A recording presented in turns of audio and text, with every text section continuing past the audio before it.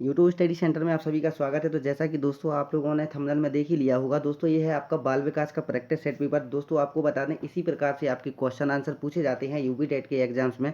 और दोस्तों अगर आपको यूपी टेट एग्जाम्स को क्वालिफाई करना होगा तो आपको ऐसे क्वेश्चनों से रूबरू होना पड़ेगा जो कि बार बार क्वेश्चन पूछे जाते हैं। ठीक है, तो आपका बिना समय बर्बाद किए हुए डायरेक्ट अपन लोग क्वेश्चन आंसर देखेंगे। आशा करेंगे कि दोस्तों आप लोग भी इसको साथ साथ में करते भी चलेंगे। ठीक है, तो अपन लोग बिना समय बर्बाद करते हुए चल रहे हैं पहले क्वेश्चन की ओर।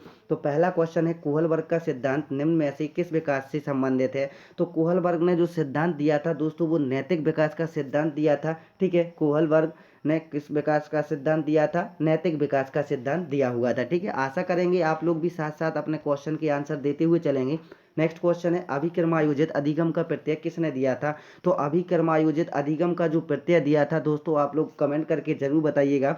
इसका राइट आंसर हो जाएगा स्किनर ने दिया हुआ था अभिकर्मायोजित अधिगम का प्रत्यय। ठीक है, नेक्स्ट क्वेश्चन है, व्यवहारिक क्षमताओं में वह सापेक्ष स्थायी परिवर्तन जो कि प्रबलित अभ्यास का परिणाम होता है, उसको क्या कहते हैं। तो दोस्तों आपको बता दें, ये एक परिभाषा दी गई है। वो एक किस चीज़ की परिभाषा दी गई है? अधिगम की परिभाषा दी गई है। अगर पूछा जाए कि अधिगम क्या है, तो अधिगम व्यवहारिक क्षमताओं में वह सापेक्ष स्थायी परिवर्तन है जो प्रबलित अभ्यास का परिणाम होता है, उसको अपन लोग क्या कहते हैं? अधिगम कहते हैं। ठीक है, तो ये आपका राइट आंसर हो जाएगा पहला विकल्प। नेक्स्ट क्वेश्चन, संज्ञान किस बुद्धि के सिद्धांत का हिस्सा है। तो संज्ञान किस बुद्धि के सिद्धांत का हिस्सा है, आप लोग कमेंट करके जरूर बताइएगा। गिलफोर्ड का सिद्धांत हो जाएगा। ठीक है, ये आपका राइट आंसर हो जाएगा तीसरा विकल्प। नेक्स्ट क्वेश्चन है, 8 वर्ष के सुधीर की मानसिक आयु 10 वर्ष है, उसकी बुद्धि लब्धि कितनी है। सबसे पहले इसमें दोस्तों सूत्र लगता है। तो बुद्धि लब्धि का अगर आप लोग सूत्र नहीं जानते हैं तो आप लोग लिख लीजिएगा। पहला आता है मानसिक आयु। ठीक है, मानसिक आयु। इसके बाद आता है वास्तविक आयु। ठीक है, नीचे आती है वास्तविक आयु। ठीक है, वास्तविक आयु यहाँ पर आपका गुणा 100 में आ जाता है। ठीक है, तो क्या करना है, 8 वर्ष के सुधीर है तो 8 वर्ष के सुधीर की वास्तविक आयु हो जाएगी 8 वर्ष। ठीक है, ऊपर आता है मानसिक आयु, तो मानसिक आयु कितनी है? 10 वर्ष। यहाँ पर गुणा आ जाता है 100 का। ठीक है, तो अब 8 से इसको काट सकते हैं, तो 4 से काटेंगे पहले। 4 दूना 8 होता है, और 100 को काटेंगे 4 से तो 25 बार में कट जाएगा। 2 से इसको 10 को काट देंगे, 5 आ जाएगा। तो यहाँ पर आपका बचता है 100, और यहाँ पर सॉरी यहाँ पर 25 और यहाँ पर 5।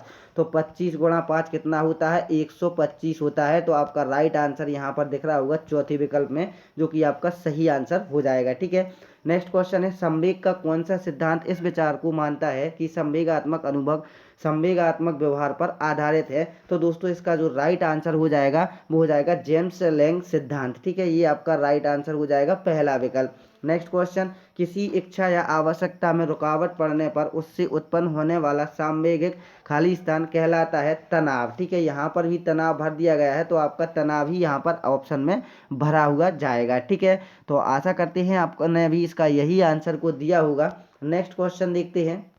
नेक्स्ट क्वेश्चन क्या होगा, निम्नलिखित में कौन सा सीखने का नियम नहीं है।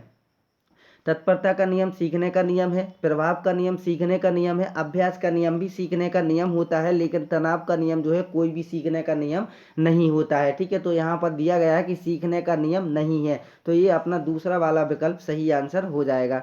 नेक्स्ट क्वेश्चन है, पियाजे मुख्य रूप से किसके अध्ययन के लिए जाने जाते हैं। तो जीन पियाजे किसके अध्ययन के लिए जाने जाते हैं। तो दोस्तों इसका जो राइट आंसर हो जाएगा वो क्या हो जाएगा, जल्दी से कमेंट करके बताइएगा। जी हाँ दोस्तों, संज्ञानात्मक विकास का सिद्धांत का अध्ययन के लिए जीन पियाजे जाने जाते हैं। ठीक है, नेक्स्ट क्वेश्चन, जब मानव शरीर के एक भाग को दिए गए प्रशिक्षण का दूसरे भाग में हो जाता है तो इसको अपन लोग क्या कहते हैं। तो दोस्तों एक भाग से दूसरे भाग में अगर चला जाए तो द्विपार्श्विक अंतरण कहलाता है। ठीक है, ये आपका तीसरा विकल्प जो है सही आंसर हो जाएगा। नेक्स्ट क्वेश्चन है, महत्वपूर्ण है, दिए हुए प्राप्तांकों के समूह में जो प्राप्तांक बहुधा सबसे अधिक बार आता है उसको खाली स्थान क्या कहते हैं। तो दोस्तों जो बार बार आता है उसको बहुलांक कहते हैं। क्या कहते हैं?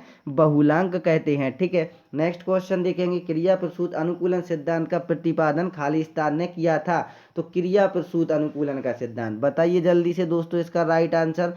जी हाँ, स्किनर हो जाएगा। ठीक है, आपको बता दें दोस्तों, अगर आप लोग इसी प्रकार से और भी सेट लगाना चाहते हैं, प्रैक्टिस सेट पेपर लगाना चाहते हैं, अपनी तैयारी अच्छे से करना चाहते हैं, तो नीचे लिखे रेड अक्षरों में सब्सक्राइब को जरूर टच कर लीजिएगा। और जैसे ही टच करते हैं दोस्तों, बेल आइकन की घंटी आती है उसके साथ में, तो उसको भी आल पर टच जरूर कर लीजिएगा, ताकि आने वाले समय में जो भी आपको क्लास प्रोवाइड कराई जाए वो आप लोग सबसे पहले देख सकें। इसलिए आप लोग वीडियो को लाइक और चैनल को सब्सक्राइब जरूर कर लीजिएगा, ठीक है। नेक्स्ट क्वेश्चन देखते हैं, अल्बर्ट बंडूरा निम्न में से किस सिद्धांत से संबंधित हैं। इसकी हम आपको एक ट्रिक बताते हैं, ठीक है। अल्बर्ट से आपको याद रखना है समाज। समाज में किस प्रकार के लोग होते हैं, समाज में अपन लोग कहते हैं ना अलग अलग प्रकार के, तो अपन लोग उसी को कहते हैं अंडूरा बंडूरा टाइप के लोग समाज में बहुत सारे मिलते हैं।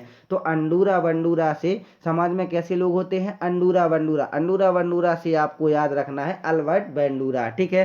तो अल्बर्ट बंडूरा ने कौन सा सिद्धांत दिया था, सामाजिक अधिगम सिद्धांत, ठीक है। तो याद हो जाएगा इस प्रकार से। मानसिक आयु का प्रत्यय किसने दिया था, तो मानसिक आयु का जो प्रत्यय दिया था दोस्तों वो बिने और साइमन महोदय ने दिया हुआ था, ठीक है। नेक्स्ट क्वेश्चन देखते हैं। नेक्स्ट क्वेश्चन में पूछा जा रहा है, टर्मन के अनुसार 90 से 100 बुद्धि लब्धि का बालक माना जाता है। तो दोस्तों यहाँ पर अलग अलग से बांटा गया है इसको बुद्धि लब्धि को, ठीक है। तो टर्मन के अनुसार जो 90 से 100 बुद्धि लब्धि होती है वो कौन सी कैटेगरी में बालक आता है, सामान्य की बुद्धि लब्धि में बालक आ जाता है, ठीक है, 90 से 100 में। नेक्स्ट क्वेश्चन, सीखने से संबंधित प्रतिक्रिया सिद्धांत में पावलाव ने अपना जो प्रयोग है वो किस पर किया था। तो दोस्तों पावलाव ने कुत्ते पर किया था प्रयोग, और कुत्ते की लार ग्रंथियों का इन्होंने ऑपरेशन भी किया हुआ था। तो ये मनोचिकित्सक के साथ साथ ये डॉक्टर भी थे, ठीक है। तो इसका राइट आंसर क्या हो जाएगा, पावलाव ने जो अपना प्रयोग किया था वो किस पर किया था, कुत्ते पर किया हुआ था, ठीक है। बाकी प्रोसेस हम आपको पूरी की पूरी अलग से क्लास में बताएंगे, ठीक है। सूझ द्वारा सीखने के सिद्धांत का प्रतिपादन किया था। तो सूझ या अंतर्दृष्टि का सिद्धांत किसने दिया था, कोयलर ने दिया था। तो सूझ द्वारा सीखने का सिद्धांत भी किसने दिया था, कोयलर ने दिया था। और कोयलर ने जो अपना प्रयोग है वो किस पर किया था, चिंपैंजी पर किया था, ठीक है। सुल्तान नामक चिंपैंजी पर इन्होंने अपना प्रयोग किया हुआ था, ठीक है।